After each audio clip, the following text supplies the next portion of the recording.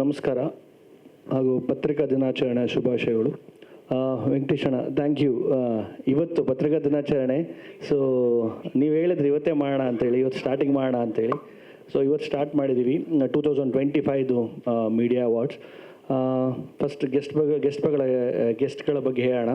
Prem sir ಹೇಳ್ದಂಗೆ ಅವಾಗ sudden ನಿನ್ನೆ ಅಲ್ಲ ಮೊನ್ನೆ ಫೋನ್ ಮಾಡ್ಬಿಟ್ಟು ಹೇಳ್ದಂಗೆ ಹಿಂಗೆ ಪ್ರೆಸ್ ಮೀಟ್ ಇದೆ ಬರಬೇಕು, ಮಾಧ್ಯಮದವ್ರಿಗೆ ಒಂದು ವಿಶ್ ಮಾಡಿ ಹೋಗಬೇಕು ಅಂತ. ಸೊ ಇಮಿಡಿಯೇಟ್ಲಿ ಅವರು ಬೇರೇನು ಕೇಳಲಿಲ್ಲ, ಅವ್ರು ಜಿಮ್ಮಲ್ಲಿದ್ದರು, ಅವ್ರು ಹೇಳ್ದಂಗೆ ಸೊ ಓಕೆ ಅಂತ ಹೇಳಿದ್ರು. ಅವತ್ತು ಇವತ್ತು ಬಂದು ಎಷ್ಟೊತ್ತು ಟೈಮ್ ನಮ್ಮ ಜೊತೆ ಸ್ಪೆಂಡ್ ಮಾಡಿ ವಿಶ್ ಮಾಡಿ ಹೋಗಿದ್ದಾರೆ. ಆ್ಯಂಡ್ ರಾಗಿಣಿ ಮೇಡಮ್ ಕೂಡ ಅಷ್ಟೇ.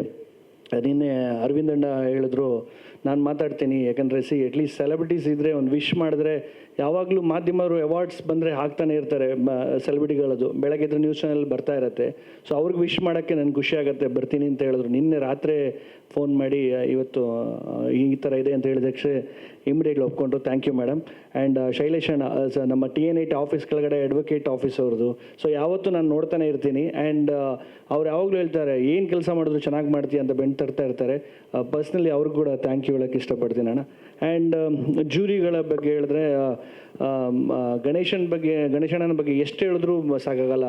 ಯಾಕಂದರೆ ಎಲ್ಲ ನಾಟ್ ಇನ್ ಮೀಡಿಯಾ ಅವಾರ್ಡ್ ಆಗಿರ್ಬೋದು, ಬೇರೆ ನಾನು ಏನು ಕೆಲಸ ಮಾಡಿದ್ರು ಅವ್ರ ಥರ ಈ ಥರ ಮಾಡ್ತಾ ಇದ್ದೀನಣ್ಣ, ಈ ಥರ ಮಾತಾಡ್ತಾ ಇದ್ದೀನಿ ಅಂತ ಹೇಳಿದ್ರೆ ಯಾವಾಗಲೂ ಅವರ ಬ್ಲೆಸ್ಸಿಂಗ್ ಆಶೀರ್ವಾದ ಮಾಡ್ತಾನೆ ಇರ್ತಾರೆ ನನಗೆ.